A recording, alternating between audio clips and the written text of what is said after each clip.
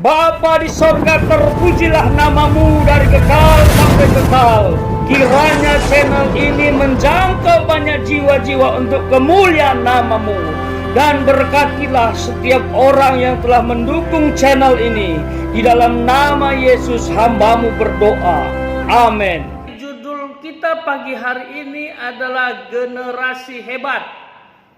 Berdasarkan 1 Timotius pasal 4 ayat 17 tadi, seperti apa kira-kira generasi yang hebat? Generasi hebat dalam ayat ini, dia harus menjadi teladan sekalipun dia masih muda. Nah, konteks ayat ini diberikan kepada seorang anak muda yang bernama Timotius. Yang memberikan, yang menulis adalah Rasul Paulus, tentunya atas pimpinan dan tuntunan Roh Kudus. Seperti itu. Lalu ditujukan kepada Timotius yang pada saat itu masih muda. Dia seorang pemimpin rohani yang diutus ke Efesus dan tempat-tempat lain.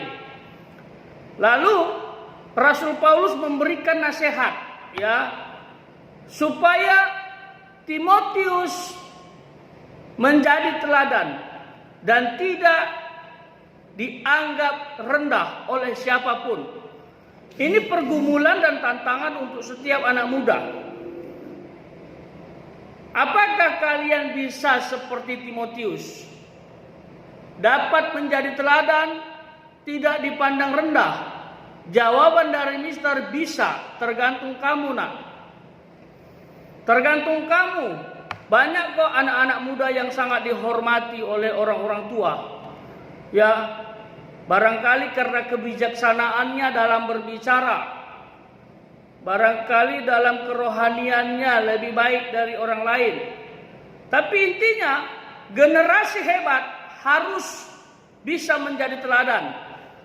Tidak boleh direndahkan. Nah, dalam hal apa saja kita harus menjadi teladan? Coba lihat. Kita harus menjadi teladan bagi orang-orang percaya ya. Yang pertama, dalam perkataanmu.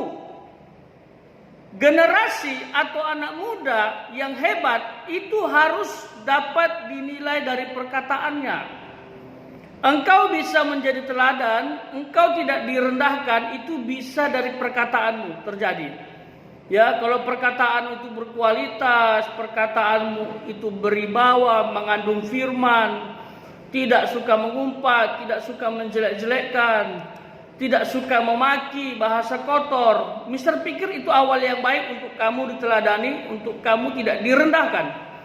Karena poin pertama kamu sudah mulai bisa lakukan. Jadi perkataanmu harus jadi teladan. Ini pergumulan kita bersama-sama. Seringkali kita terjebak dengan perkataan yang kadang suka menghakimi, kadang suka mengejek teman. Please, mulai sekarang siapapun kalian jangan mengejek dan menghina teman lagi, karena temanmu adalah ciptaan Allah juga. Lalu yang kedua, supaya kita menjadi generasi hebat, dapat diteladani dan tidak direndahkan, kita harus menjaga tingkah laku, perbuatan.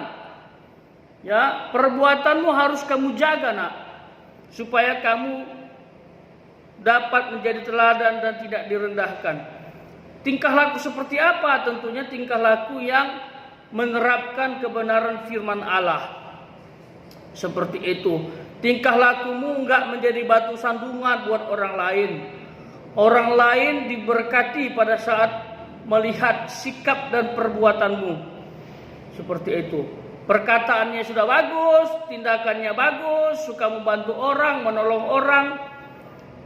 Itu sudah poin yang sangat baik. Ditambah lagi kasihmu. Wah, ini kasih ini bicara mengenai sentuhan.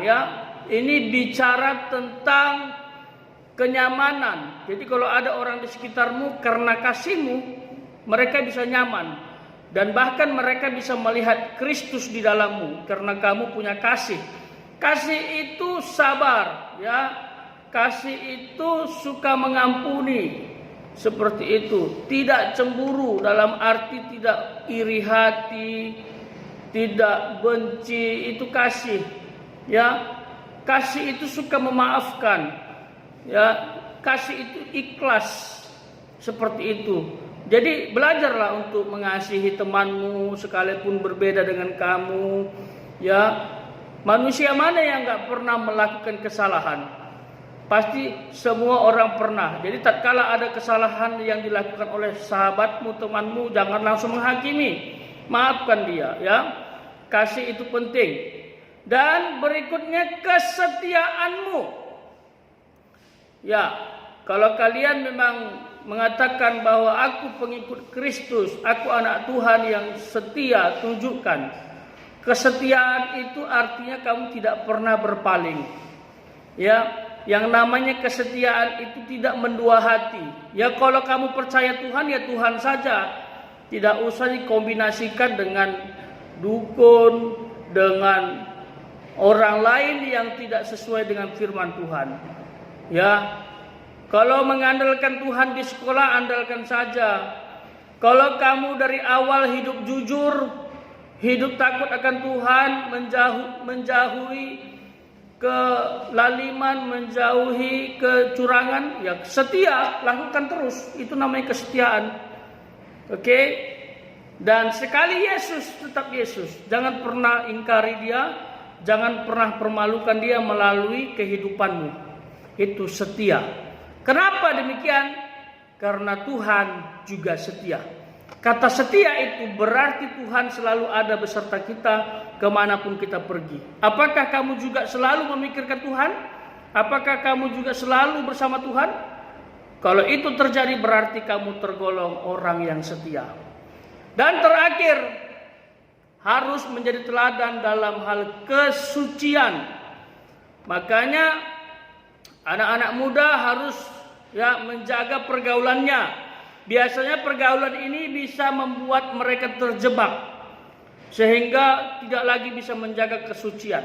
Bait Allah yang ada dalam dirinya itu dikotori, misalnya dengan rokok, misalnya dengan miras sampai dia mabuk-mabukan, tidak sadarkan diri. Begitu. Jaga kesucian dirimu. Jadi ini penting. Kalau saran Mister, seumur kalian jangan berpacaran dulu karena tujuannya nggak jelas. Ya, kemarin kan kita sudah belajar. Mengapa kamu pacaran? Nggak jelas. Mengapa? Ya kalau nggak jelas nggak usah. Karena tujuan pacaran mempersiapkan diri untuk masuk ke dalam pernikahan. Kalau nggak siap nikah jangan pacaran. Kenapa? Seumur kalian cenderung gagal mengendalikan daging sehingga tidak suci. Ya. Iya, seumur kalian sulit mengendalikan daging sehingga sulit suci tanpa cacat. Nah, beberapa poin penting ini harus kamu ingat kalau kamu mau menjadi generasi hebat, generasi tangguh, generasi yang tak tergoyahkan, generasi yang layak menggantikan pemimpin-pemimpin bengkok, pemimpin-pemimpin curang di Indonesia. Jadilah generasi hebat yang tidak direndahkan, yang dijadikan teladan oleh siapapun, yaitu dalam perkataan, dalam tingkah laku, dalam kasih, dalam kesetiaan, dan dalam kesucian. Ini saja yang bisa Mister bagikan. Sekali lagi, jadilah generasi hebat. Kalian suatu ketika harus menjadi pemimpin yang hebat untuk Indonesia maju. Kita berdoa, Tuhan Yesus memberkati. Joy to the world, the Lord is come. Let earth receive